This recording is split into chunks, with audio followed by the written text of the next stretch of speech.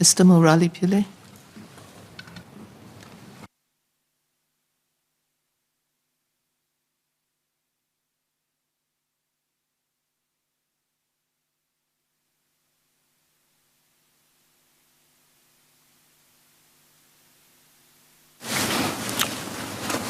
Madam, a nation's prisons are strong signals about what kind of behavior it feels are criminal and have harmed societies in the strongest terms. But they are also centers of hope and second chances. Over several decades, our officers of the Singapore Prison Service, known as Captains of Lives, have been working assiduously to turn our prisons to rehabilitation centers for inmates, to reform and reintegrate into society. This House has heard about the good work that the Singapore Prison Service, Yellow Ribbon Singapore, and their partners do in rehabilitating prisoners in January 2022, when the Honourable Minister of State, Associate Professor Faizal Ibrahim, moved amendments to the Prison Act. As honourable members may recall, the amendments introduced the Employment Preparation Scheme. Under this scheme, inmates were allowed an opportunity to undergo skills training in the community so that they will be able to get good jobs upon release. In his speech, the Honourable Minister of State recounted the important steps taken by the Singapore Prison Service over almost 4 decades to help inmates in their journey of rehabilitation and reintegration. Currently, the number of inmates participating in community-based programs to help their rehabilitation has increased by more than 40%. This translates to almost 3,500 inmates.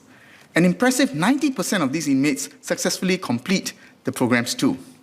I believe all these efforts have been instrumental in SPS achieving a commendable all-time low of all-time two-year recidivism rate of 20% for inmates released in 2018.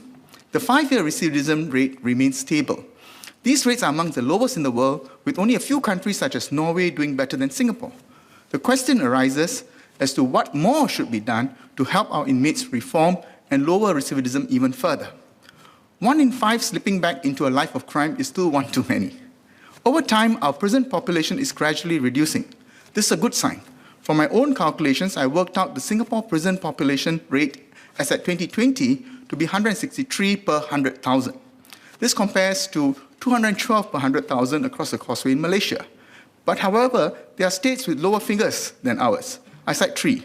Hong Kong's rate is 96 per 100,000. South Korea's is 105 per 100,000. England's is 132 per 100,000. To be fair, when I looked at our prison population figures, I noted that the main driver is actually those who have committed drug offences.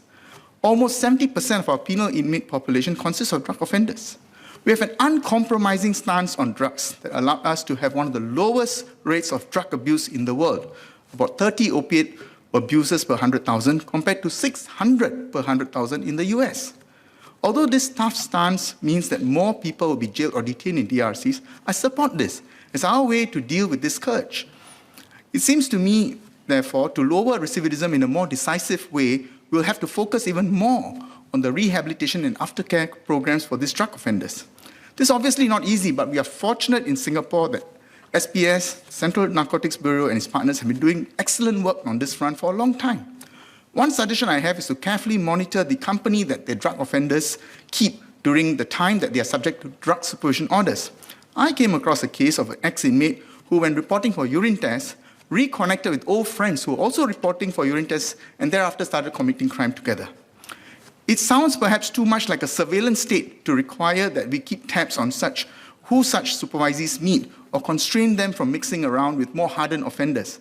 I have in mind something more like using the good to crowd out the bad, occupy their time and energies with new and interesting options.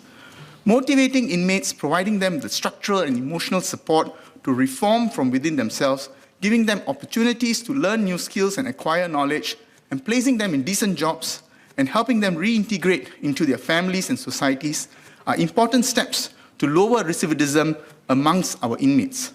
I look forward to hearing from the Honourable Minister on his plans to further cut the recidivism rate and reduce our prison population.